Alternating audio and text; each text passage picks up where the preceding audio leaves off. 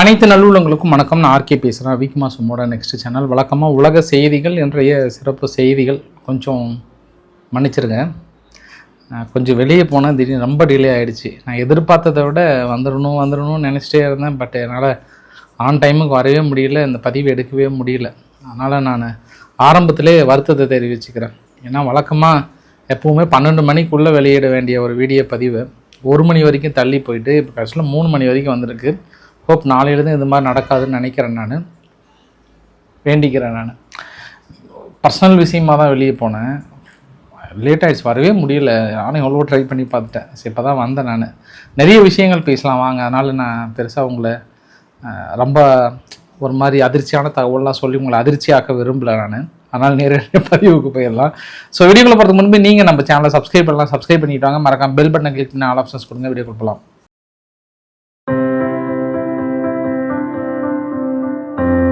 அதாவது ட்ரம்ப் அவர்களை பற்றி இன்றைக்கி ராய்ட்டர்ஸ் பத்திரிக்கை ஒன்று போட்டிருந்தாங்களாங்க. அதை தனது எக்ஸலத்தில் அவர் பதிவிட்டிருந்தார். ட்ரம்ப் ஓல்ட் சிவிலைசேஷனே இன்னைக்கு இரவுக்குள்ளே சாகடிச்சிருவார். அதனால் எப்போனாலும் கொண்டுருவார். அதனால் ஐரோப்பா, ஏசியா எல்லாமே ட்ரம்ப்பை பார்த்து பயப்படுறாங்க. நியூக்ளியர் வார் எப்போனாலும் வரலாம். அணுகுண்டு கூடிய விரைவில் போட போகிறார். அதெல்லாம் ஐரோப்பா ஒரு அன்செட்டில்டு, ஒரு மாதிரி எங்ககிட்ட ஒரு கான்டாக்ட் பண்ண முடியாத ஒரு சூழ்நிலைன்ற மாதிரி நிறைய விஷயங்கள் எங்களுக்கு அவங்களுக்கு பிள்ளை காரணம் அணுகுண்டை போட்டுருவாருன்ற மாதிரிலாம் சொன்னாங்க. அவ்வளவு ட்ரம்ப்பு ஒரு மோசமானவனா? இல்லை, நான் கேட்கலைங்க, அவர் கேட்குறாரு. என்ன நினைச்சுறாதீங்க அப்படின்னு தனி எக்ஸாமத்தில் போட்டு அவளை ட்ரம்ப்பு மோசமானவனா, அணுகுண்டை போட்டு ஒட்டுமொத்தமாக முடிக்கிற அளவுக்கு மோசமானவனா ட்ரம்ப்பு அப்படின்றாரு அவர். சரி, அப்படி தெரியறதில்லை. அப்புறம் எதுக்கு நீங்கள் ட்விட்டரில் போடுறீங்க? அவ்வளோதான், ஓல்ட் சிவிலைசேஷனே முடிய போகுது. கதம் அவ்வளோதான். அடித்தா நீங்கள் அந்த எந்த ஏரியாவும் காலியாக, எந்த ஏரியாவும் இருக்க போகிறதுன்ற மாதிரி நீங்கள் ட்விட்டு போட்டிங்களா இல்லையா? போடுறதுக்கு ராய்ட்டர்ஸ் அப்படி போடுறாங்க. எல்லாருமே அப்படி தான் பேசிக்கிறாங்க. பக்கத்து வீட்டு பாட்டி கூட அப்படி தான் பேசிக்கிறாங்க. என்ன கண்ணு, ட்ரம்ப் தான் அணுகுண்டு போடுறாராமே, உண்மையா அப்படின்னு தான் கேட்குறாங்க அவங்களும். காரணம் என்ன? நீங்கள் போடுற ட்விட் அது மாதிரி. எக்ஸலத்தில் தன்னோட ட்ரூ சோஷியல் மீடியாவிலையும் ஃபுல்லாக இந்த மாதிரி ஈரானை முடிச்சிடுவோம், உழைச்சிடுவோம், அடுத்த 5 நிமிஷம் நீ பதில் சொல்ல அப்படின்னா அழிச்சிடுவோம்னு இந்த மாதிரி அடிக்கடி 2 நாளைக்கு ஒரு டைம் உங்கள் டைம் ஸ்டார்ட் நவ் முடிஞ்சு போச்சுன்னு அது மாதிரி பல டைம் முடிஞ்சு போச்சு. இப்போ அது மாதிரி போட்டால் இப்போ எல்லாருமே எவ்வளோ தான் செய்வாங்க. இங்கே நீங்கள் நியாயத்தை கேட்டு என்ன பிரயோஜனம்? சரி, அப்படின்னு நம்ம இன்னொரு விஷயத்தையும் இங்கே சொல்லிடலாமே. இன்னைக்கு கூட இந்த பாலி மார்க்கெட்னு சொல்லுவாங்க, ஆன்லைன் பெட்டிங் மார்க்கெட் மாதிரி ஒரு 60% மேலே இப்போ வந்துட்டாங்க. கியூபா மீது தாக்கல் நடத்த போகிறாங்க அமெரிக்கா. ஃபுல்லாகவே பெரிய அளவுக்கான தாக்குதல் கியூபா அபகரிப்பதற்கான முயற்சிகள் இருக்காங்கன்றாங்க. அதனால தான் கியூபானுடைய முன்னாள் அதிபர் குற்றவாளின்னு சொல்லிட்டு அனௌன்ஸ் பண்ணிவிட்டு அவருக்கான தண்டனைகளை அனௌன்ஸ் பண்ண போகிறோன்னு அமெரிக்கா சொன்னதுனால தான் சீனா ஓடி இந்த மாதிரி இன்னொரு நாட்டுக்குள்ளே நீங்கள் தலையிட்டு தண்டனைகளை அறிவிப்பெல்லாம் ஏற்றுக்கொள்ள முடியாதுன்னு சொல்லிட்டு தனது கடுமையான எதிர்ப்புகள்லாம் தெரிவித்திருந்தாங்க. இருந்தாலும் சீனா அமெரிக்காவுடைய நட்பை யாராலும் சீர்குலைக்க முடியாதுன்னு சொல்லிட்டு அமெரிக்கா நம்பிக்கை தெரிவித்திருக்கிறாங்க. பார்க்கலாம் நாங்கள் அதாவது ட்ரம்ப் சொல்கிறார், நாங்கள் எவ்வளோ நல்ல மனசு தெரியுமா, போலந்துலேருந்து 5000 வீரர்கள் ரிட்டர்ன் வாங்கலாம்னு நினச்சாராம். அனௌன்ஸுமே பண்ணிட்டாங்க. திடீர்னு போலந்துடைய பிரசிடென்ட் நவ்ரோக்கி என்ன பண்ணுறாரு, ஃபோனை பண்ணுறாரு, தலைவரே, என்ன தலைவரே, உங்களை நம்பி நாங்கள் எப்படிலாம் இருந்தோம், திடீர்னு நீங்கள் பாட்டுக்கு 5000 பேர் ரிட்டர்ன் வாங்கிட்டீங்கன்னா எவ்வளோ இன்வெஸ்ட்மெண்ட் எல்லாம் என்ன தலைவர் பண்ணிட்டீங்கன்னா மனசு கொஞ்சம் வருத்தப்பட்டாராம். உடனே ட்ரம்ப் என்ன பண்ணிட்டார், அவர் தான் எப்பவுமே இலகிய மனத முடியவர் ட்ரம்ப்பை பொறுத்த வரைக்கும் அப்படின்னு அவர் சொல்கிறார். நான் சொல்ல, ரொம்ப இலகிய மன முடியவராம். இப்படி அவங்க கேட்ட உடனே சரிப்பா போப்பா, நான் 5000 பேர் தானே வாங்குறேன்னு சொன்னேன், உங்களுக்கு என்ன பண்ணுறேன், அடிஷ்னலாக ஒரு 10,000 பேர் அனுப்பிடுறேன், அடிஷ்னலாக ஃபஸ்ட்டு ஒரு 5000 அடிஷ்னலாக, அதெல்லாம் தேவைப்பட்டால் இன்னும் கூட ஒரு 5000 அனுப்பிச்சி விட்றேன், என்ன இப்போ சந்தோஷம் தானே போல, சந்தோஷமா அப்படின்னு கேட்டிருக்கிறாராம். அதாவது நேட்டோ நாடுகள் அங்கிருந்து ஐரோப்பாவிலிருந்து ஃபஸ்ட்டு ஜெர்மனியிலிருந்து ஒரு 3000-4000 வீரர்களை ரிட்டர்ன் எடுக்க பிளான் பண்ணாங்க, அனௌன்ஸ்மெண்ட் கொடுத்தாங்க. அதுக்கப்புறம் போலந்துலேருந்து ஒரு 5000 வீரர்கள் எடுக்கிறதுக்கு பயங்கரமாக பிளான் பண்ணாங்க. அப்புறம் பார்த்தா இல்லை 5000 வீரர்கள் இல்லாமல் நான் உங்களுக்கு அடிஷ்னலாக 5000 கொடுக்குறேன்றாங்க. இதெல்லாம் எதற்காகன்னா, இன்றைக்கி மார்க்கோ ரூபியோ அவர்கள் ஒரு பேட்டியில் பார்த்தேன் நான். அவர் அடுத்து இந்தியாவுக்கு வர போகிறார். இந்தியாவுடைய விசிட்டை ரொம்ப ஆவலாக எதிர்பார்க்குறேன். இந்தியா கிட்ட பேச்சுவார்த்தை நடத்த போகிறாராம். ஏன்னா வெனிசுலாவுடைய ஆயில் அற்புதமாக ஏற்றுமதி பண்ணிகிட்டு இருக்காங்களாம்.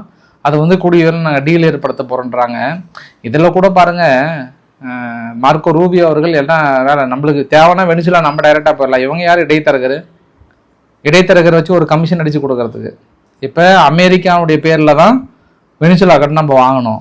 அப்போ வெனிசுலா நம்ம அமெரிக்காவும் ஒரு கமிஷனு, அவங்க வெனிசுலா அமெரிக்கா ஒரு கமிஷனு, அதை வாங்கிட்டு எங்கே நாங்கள் இந்தியா கிட்ட ஒப்பந்தம் ஏற்படுத்த போகிறோம், நீங்கள் ஈரான் கிட்ட வாங்கக்கூடாதுன்னு பேச வராருன்னு நினைக்கிறேன் நான். அப்படி அவர் பேசும்போது இன்னொரு வார்த்தை கூட சொல்கிறாரு, இது மாதிரி நேட்டோ நாடுகள் முன்னந்ததை விட கொஞ்சம் பாசிட்டிவாக கொஞ்சம் மூமெண்ட் தெரியுது, ஐரோப்பா நாடுகளில் கிட்டத்தட்ட ஒரு சில நாடுகள் வந்து ஸ்டேட் ஆஃப் ஹார்மஸில் ஒத்துழைக்கிற மாதிரி தான் தெரியுதுன்ற மாதிரி சொல்கிறாரு. எனக்கு எப்படி தெரியல, பட் அவர் கான்ஃபிடண்ட்டாங்கிறாரு. இவங்கெல்லாம் போர் நிறுத்தம் லைட்டாக வர மாதிரி தெரிஞ்சுது அப்படின்னா ஏதோ வந்துடுறேன்னு சொல்லுவாங்க. ஐயோ போர் ஸ்டார்ட் ஆயிடுச்சுன்னா அந்த கைப்புள்ள ஓடுன்னு திரும்பி பார்க்காம ஓடிட்டு போகிறாங்க. இவங்க எங்கே வர போகிறாங்க? அங்கே வர்றதுக்கு வாய்ப்புகளும் இல்லை. அமெரிக்காவும் எவ்வளவோ ப்ரெஷர் கொடுக்குறாங்க. அந்த ப்ரெஷர்லாம் தாண்டி இன்னொரு விஷயத்தையும் நம்புகிறாங்க அமெரிக்கா. நேற்று வந்து பாகிஸ்தானுடைய ஷபாக் ஷெரீஃப் இல்லை, இராணுவ அமைச்சர், அவர் பேர் என்னங்க, ஆஷிப் முனீர் அவர்கள் அங்கே ஈரானுக்கு போனதாக சொன்னாங்க. அப்புறம் பார்த்தா திடீர்னு இன்னைக்கு இல்லைங்க, அந்த ஃப்ளைட்டு போனது உண்மைதான், ஆனால் தரையிறங்கினது அவனது இல்லை, இன்டீரியர் மினிஸ்டர் தான் போயிருக்கிறாரு, போய் அங்கே பேச்சுவார்த்தை நடத்திட்டு இருக்கிறாரு. அதனால உங்களுக்கு என்னன்னு சொல்லிட்டு கூடிய ஒரு நல்ல ரிசல்ட் வரும்ன்றாங்க. அவ்வளோதான் ட்ரம்ப் இன்னைக்கு பேட்டியில் கூட என்ன சொன்னார்னா, அவ்வளோதான் இந்த வார் கிட்டத்தட்ட முடிய போகுது, எங்கள் ஆள் ஒருத்தர் அனுப்பியிருக்கிறேன், போயிட்டு ஈரான் கிட்ட பேச்சுவார்த்தை நடத்திட்டு இருக்காங்க, ஆல்மோஸ்ட் சக்ஸஸ் தான்.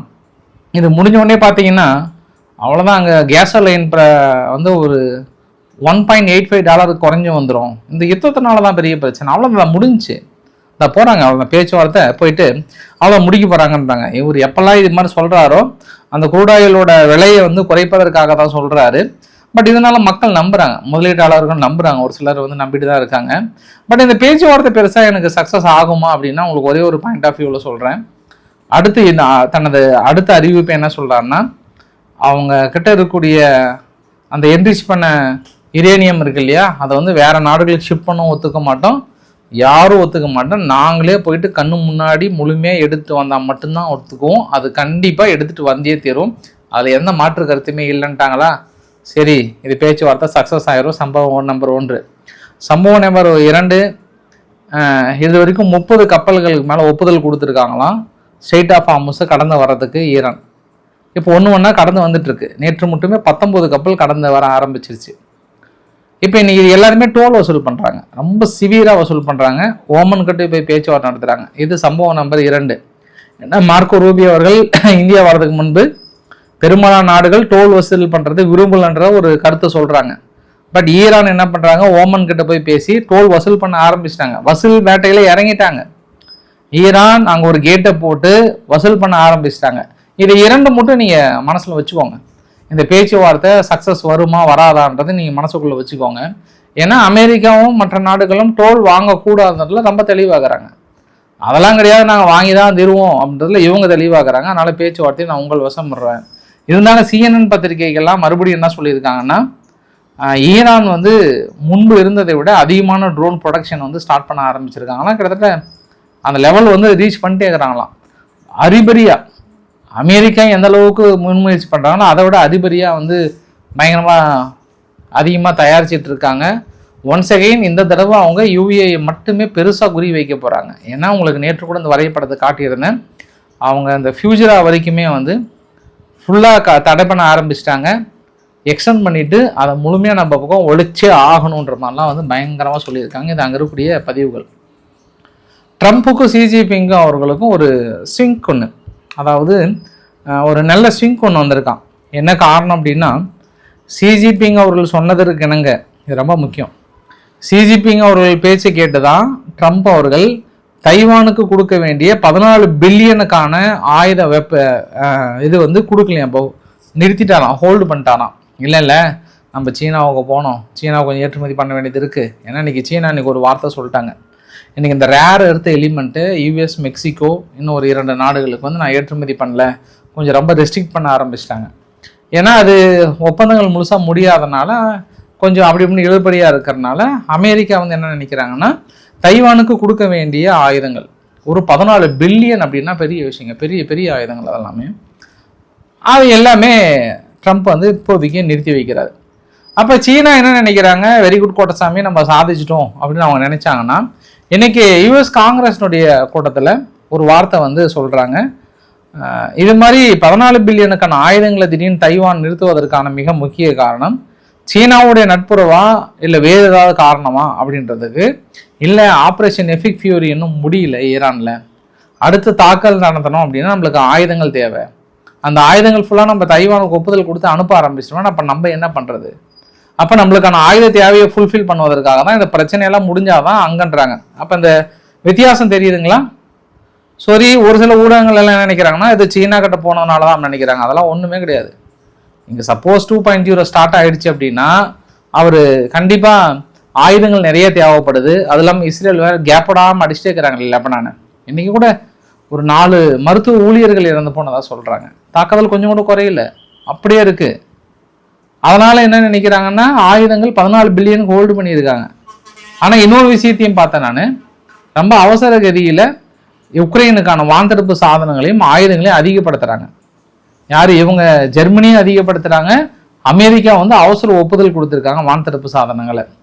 அந்த அவசர ஒப்புதலுமே கூட வந்து அமெரிக்கா கிட்டேருந்து கொடுக்குறாங்களாம் இல்லை, ஜெர்மனி கிட்ட ஏற்கனவே இருந்தது அமெரிக்காவோட உத்தரவின் பேரில் கொடுக்குறாங்கன்ற மாதிரி வந்து கேள்விப்பட்டேன் நான். அங்கே இஸ்ரேலுக்குள்ள என்னாச்சுன்னா அந்த ஃப்ளோட்டிலியாவில் வந்த அந்த அதாவது தன்னார்வர்களை சும்மா கையை மடக்கி ஒரு மாதிரி சித்திரவதை பண்ண அந்த பென்குவியருடைய அடியாட்கள் இருக்காங்க இல்லையா, அவர்கள் மீது தீவிர விசாரணைக்கு உத்தரவிட்டுருக்கிறாங்களாம். எப்படி நீங்கள் இது மாதிரி வரம்பு மீறி நடந்துக்கலாம், ஒன்று நீங்கள் கப்பல்லே திருப்பி அமைச்சிருக்கணும், இங்கே வந்து முட்டி போட வச்சு அவங்கள எல்லாத்தையும் இது மாதிரி ட்ரீட் பண்ணிங்கன்னா ஏற்கனவே இஸ்ரேலுக்கு ஒரு பேர் இருக்குது, இதை வந்து மொத்தமாக கெடுத்து விட்றாதன்ற மாதிரி கடுமையான விமர்சனத்தை வந்து சொல்லியிருக்கிறாராம். ஏமன் பக்கத்தில் இன்னைக்கு ஒரு கப்பல் மீது தாக்கல் நடத்திட்டாங்க. அடையாளம் தெரியாத நபர்கள் யாரோ வந்து திடீரென்று தாக்குதல் நடத்தியிருக்காங்க. ஒரு ஸ்மால் போட்டில் வந்து நடத்தியிருக்காங்கன்ற மாதிரி வந்து சொல்லியிருக்காங்க. அது இன்னும் எந்த அளவுக்கு அடுத்த கட்ட பதற்றத்தை போகுதுன்னு தெரியல. ஏற்கனவே ஒரு கப்பலை கடத்தி கொண்டு போயிட்டு பாகிஸ்தான் மாலுமிகள் அதிலிருந்து கடைசியில் மாலுமிகளை விடுவிச்சிட்டாங்க. இன்னும் அந்த கடற்கொள்ளையர்கள் அந்த கப்பலை விடுவிக்கல, பேச்சுவார்த்தை நடந்துட்டு தான் இருக்குது. ஐநாவில் காசாவுக்கான பர்மனன்ட் சொல்யூஷன் வேணும், இல்லை அப்படின்னா அந்த 60% இஸ்ரேலுடன் இணைப்பதற்கான திட்டத்தில் இருக்காங்க, அதனால் சீக்கிரமாக ஒரு பர்மனன்ட் சொல்யூஷனை நோக்கி கண்டுபிடிங்க அப்படின்ற மாதிரி வந்து சொல்லியிருக்காங்க.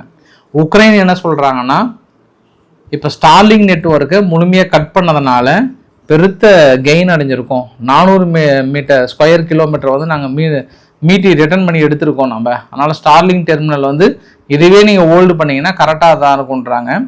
மால்டோவானுடைய பிரசிடென்ட் மியா ஷாண்டவர்கள் என்ன சொல்கிறாங்கன்னா, அந்த டிரான்சிட்ரியா பகுதியில் ஒரு சின்ன பகுதி வந்து ரஷ்யா கைவசம் இருக்கிறது. ஐரோப்பா நாடுகளே இப்போ நீங்கள் ஒருங்கிணைந்து அந்த பகுதியை நீக்கினா மட்டும்தான் முடியும், வாங்க வந்து எனக்கு அந்த பகுதி ரஷ்யா கிட்ட இருந்து காப்பாற்றி எனக்கு கொடுங்க, இதுக்கப்புறம் மாஸ்கோ தன் வசம் வந்து வைத்திருந்து இன்ஃப்ளூயன்ஸ் பண்ண முடியாதுன்ற மாதிரியான ஒரு அறைகோள் எடுத்திருக்காங்க. பட் அது எந்த அளவுக்கு ரஷ்யானுடைய வீரர்களை வெளியேற்றிட்டு அவங்களால முடியும்னு தெரியல. கொஞ்சம் பகுதியாக இருந்தாலுமே அது பெரிய எஸ்கலேட் ஆகும். ஆனால் ஜெலன்ஸ்கி வந்து நான் வர தயாராக இருக்குன்ற மாதிரி வந்து சொல்லியிருக்கிறாரு. பார்க்கலாம். நம்ம குவாடு கூட்டமைப்பு யுஎஸ், ஜப்பான், ஆஸ்திரேலியா, இந்தியா வருகின்ற நாட்களில் வந்து 26ஆம் தேதி நடக்குது. இந்த 26ஆம் தேதி நடக்கிறதா மார்க்கோ ரூபியோ அவர்கள் இங்கே வராரு, ப்ளஸ் அடிஷ்னலாக மற்றதையும் பேசுகிறாரு. அவர் இங்கே இந்தியாவுக்கு வந்து அடுத்தடுத்த மீட் பண்ண போகிற மாதிரி சொல்லியிருக்காங்க. ஸோ நமக்கும் ஆஸ்திரேலியாவுக்கும் ஆஸ்திரேலியான்ற பாருங்க, யுஎஸ், ஜப்பான், ஆஸ்திரேலியாவுக்கும் குறிப்பாக இது வந்து குவாடு கூட்டமைப்பு என்ன அப்படின்னா, கடற்பரப்பை வந்து பாதுகாத்து தீவிரவாதம் இல்லாத ஒரு சூழ்நிலையும் போதைப்பொருள் இல்லாத ஒரு சூழ்நிலையிலும் கலாச்சாரத்தை பேணி காக்குவதற்கும் செக்யூரிட்டியை காப்பாற்றுவதற்காக தான் மிக முக்கிய ஒரு மீட்ன்ற மாதிரி வந்து சொல்லியிருக்காங்க. இந்த வீடியோட நிறைவு பகுதியில் இன்னைக்கு ஹங்கேரியில் லார்ஜஸ்ட் பெட்ரோ கெமிக்கல் திடீர்னு பற்றி எரிஞ்சிருக்கு, என்னன்னு தெரியல, ஒரு மாதிரி லவுட் எக்ஸ்ப்ளோஷன் வந்தது, அப்புறம் பார்த்தா திடீர்னு பற்றி எரிஞ்சிருக்கு. என்ன நடக்க போகுதுன்னு பார்க்கலாம். நம்ம இந்த மாதிரி உலகளாவிய அளவில் இந்த பெட்ரோ கெமிக்கல் இல்லை எண்ணெய் சுத்திகரிப்பு நிலையங்கள் எல்லாமே வந்து திடீர்னு அங்கங்கே பற்றி அதாவது எரிகிறது, ஏதாவது ஒரு அசம்பாவிதம் நடந்து கொண்டே தான் இருக்கிறது. ஸோ இன்றைக்கு ஓரளவுக்கான தகவல் கவர் பட்ட நினைக்கிறேன். பிடிச்சிருந்தா லைக் பண்ணுங்கள், ஃப்ரெண்ட்ஸ்க்கு ஷேர் பண்ணுங்கள், சப்ஸ்கிரைப் பண்ணுங்கள் ரவிக்குமார் சேனல். நன்றி, வணக்கம்.